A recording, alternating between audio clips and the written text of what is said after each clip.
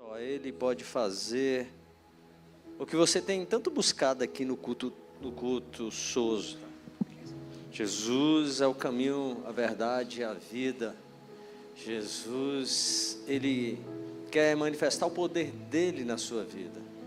Eu queria convidar o Felipe vai contar um testemunho a respeito do que Deus fez na vida dele quando ele fez uma campanha aqui no culto Souza.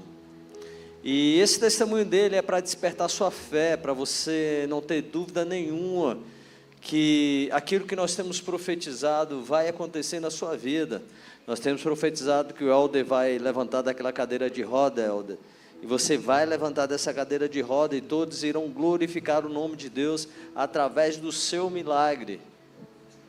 Então conta para a igreja, Felipe, o que aconteceu? Boa noite, igreja, tudo bem? Eu vinha pensando, como que eu vou entregar esse testemunho? E eu vinha orando e falando, Deus, eu quero ser útil.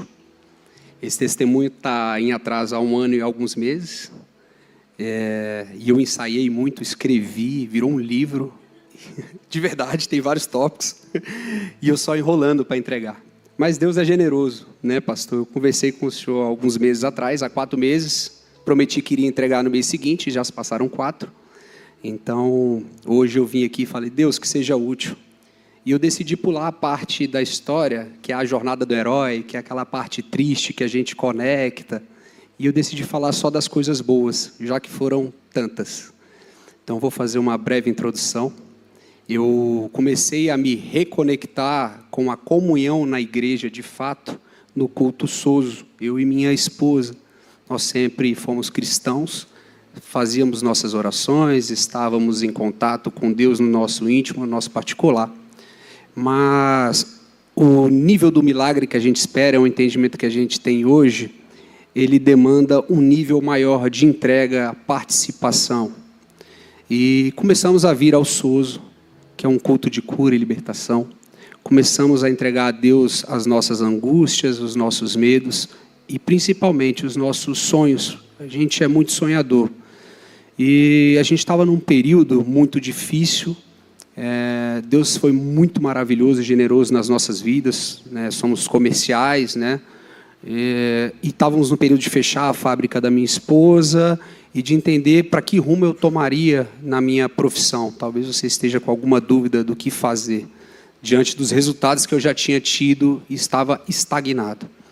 Com muitas dívidas, centenas de reais em dívidas e compromissos em função desses fechamentos de empresa. E um diagnóstico que eu acabara de receber, de uma doença autoimune no intestino.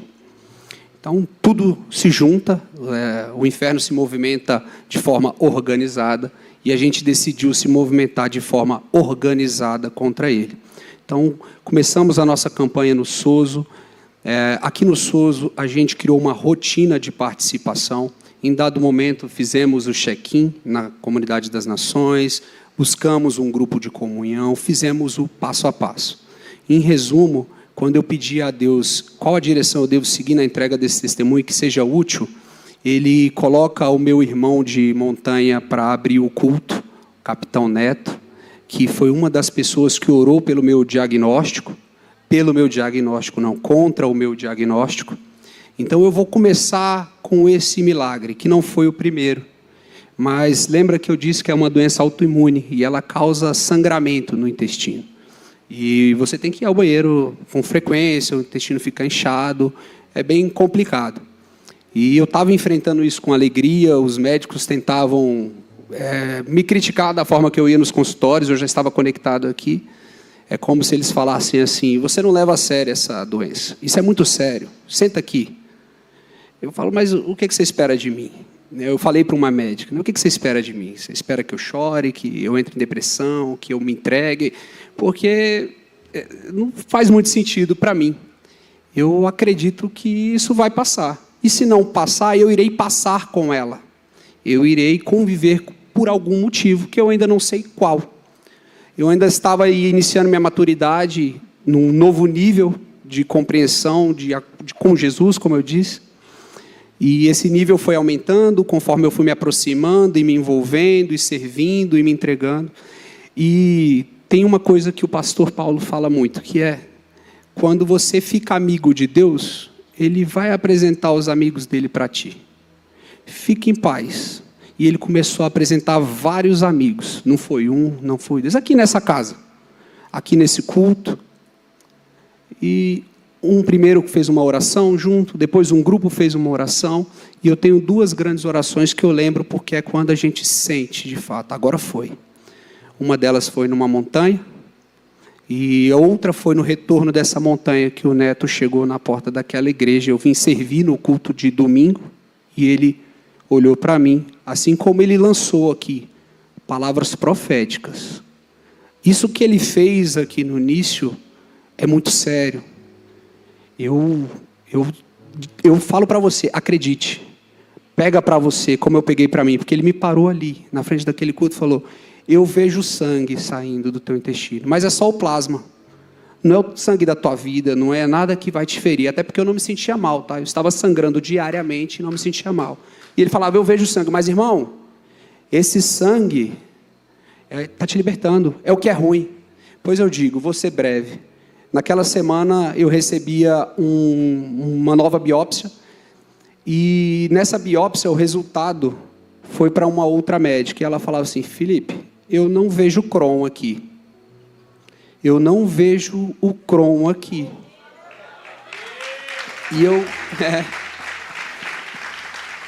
eu continuava feliz e falava assim, eu vou tratar como Crohn, mas talvez seja uma retite, alguma coisa mais leve. E eu falei, tá bom. E ela falou assim, vamos fazer uma outra coluna e vamos ver isso aí de novo. E aí, novamente, eu não vejo Crohn aqui. Então, assim, como que Deus trabalhou numa doença autoimune dessa forma? Né? Esse é o nosso Deus. E, como eu disse, esse não foi o primeiro.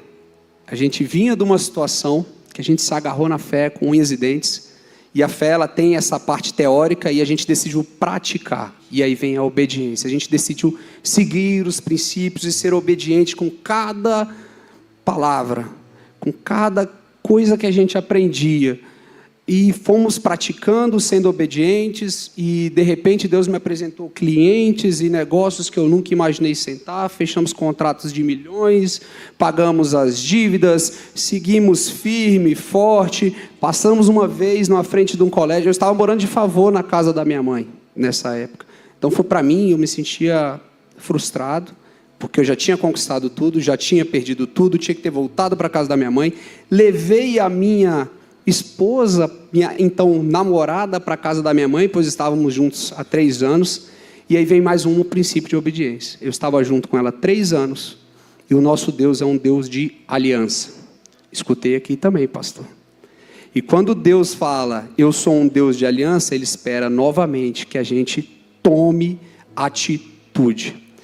E eu tinha uma vontade de falar assim, Deus, uma vez eu tive essa conversa com ela, quando tudo estiver organizado, pagamos as dívidas, está tudo em ordem, aí eu vou pedir em casamento oficialmente, vamos fazer a festa dos sonhos, e vai estar tudo do meu jeito, porque é assim que tem que ser, Deus, como é que eu vou pedir em casamento? E aí Deus foi quebrando, e literalmente quebrando, e esse garotinho estava comigo num carro, ele é meu filhão, e ele entrou na minha vida com 2 anos e meio, a gente estava no carro, com um negócio muito grande a ser fechado, e esse negócio de uma forma surreal caiu, deu super errado, não tinha como, o inferno se movimentou, sei lá o que aconteceu, e eu estava contando com isso para pedir ela em casamento, que eu ia falar, agora a gente paga tudo, pá, festão, e deu tudo errado, e a gente em oração, em corrente aqui, o Senhor mais uma vez foi usado, lançou uma palavra, e eu falei, eu tenho tudo. A gente estava num carro, indo cumprir um princípio, ajudar uma pessoa que estava tendo um imóvel que ia ser tomado pela justiça, era tudo que ela tinha, e eu falei, eu tenho como ajudar ela a resolver, não tem como eu cobrar comissão por isso, eu só vou lá ajudar. E estava no hall de entrada desse prédio ali no Parque Sul, eu, a mãe dele e ele, e eu olhei para minha esposa, lembrei da palavra que tinha sido dita na semana aqui nesse culto, e falei, eu tenho tudo aqui comigo. Eu tenho tudo aqui comigo nesse carro. Não me faltou nada. Eu tenho um teto. Esse garoto estuda num colégio bom. A gente tem comida. Eu tenho uma família que me ama. eu tenho saúde, tenho diagnósticos, mas eu tenho saúde, estou em pé, estou são, estou salvo. E pedi a minha esposa, hoje minha esposa, em casamento. Porque esse cara aqui, aleluia, em nome de Jesus, esse cara falou: titio, eu te amo muito, eu amo muito tudo que a gente tem. E eu falei: eu também. E todo mundo começou a chorar e pedimos em casamento. Pois eu digo, irmãos, lembra dessa negociação? Princípio, a aliança foi formada. Em 24 horas apareceu na minha vida um homem que eu nunca vi. Um homem... Eu já estava trabalhando nessa negociação há 8 meses, era uma negociação complexa, que envolve pessoas que têm um poder aquisitivo que você não acessa indo na banquinha, mas Deus acessa qualquer um, em qualquer lugar, a qualquer hora, no tempo dele. Em 24 horas, meu telefone toca. Eu estou tentando ser breve, porque foram muitos milagres, mas... vou ter que ser depois que o tempo está acabando. Mas meu telefone toca, eu concretizo essa negociação. Eu pago as dívidas. Eu vou fazer a minha festa. Eu ganho muitas coisas. Deus movimenta os amigos dele. Eu ganho som, eu ganho banda, eu ganho lugar para fazer a festa. Ele falou assim: ei, aquele dinheiro do milagre lá você não vai usar não. Deixa ele para outra coisa. Eu vou arrumar para você essa festa dos seus sonhos aí, do sonho da sua esposa. Não mexe no dinheiro que você ganhou não. Fica tranquilo. Nós fizemos uma festa incrível. Nós nos casamos. Muitas outras coisas aconteceram. Como eu disse para vocês, o meu milagre está atrasado aqui, o testemunho.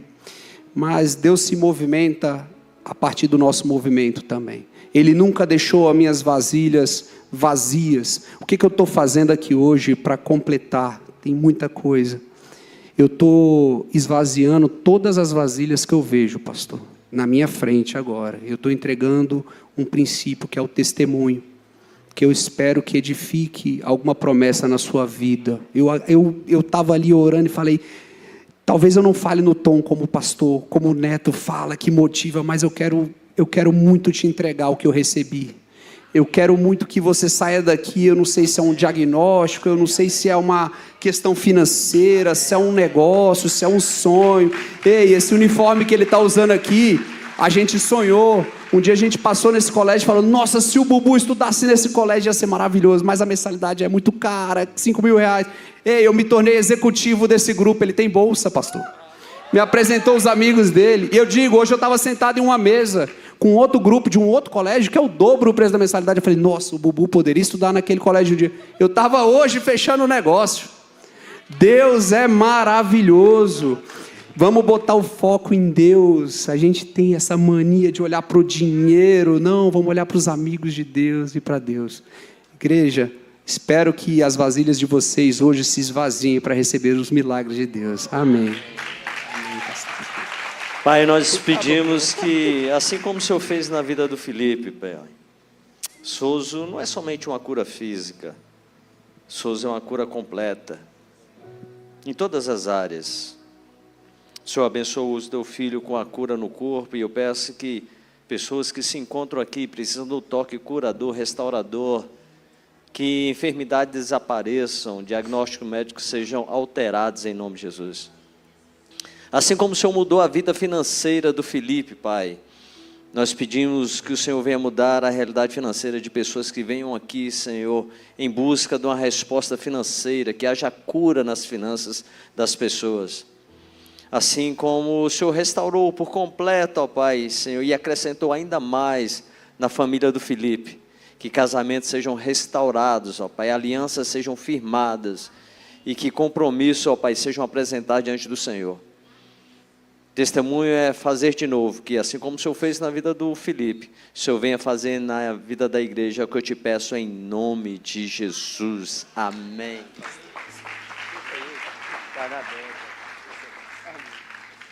Entenda algo essa noite: Deus não está demorando, Deus está caprichando. Deus não estava demorando na vida do Felipe, Deus estava caprichando, porque o que Deus queria mostrar para ele era ainda muito maior. Como a palavra diz: olhos não viram, ouvidos não ouviram e não penetrou no coração humano, que Deus tem preparado para todos aqueles que o amam.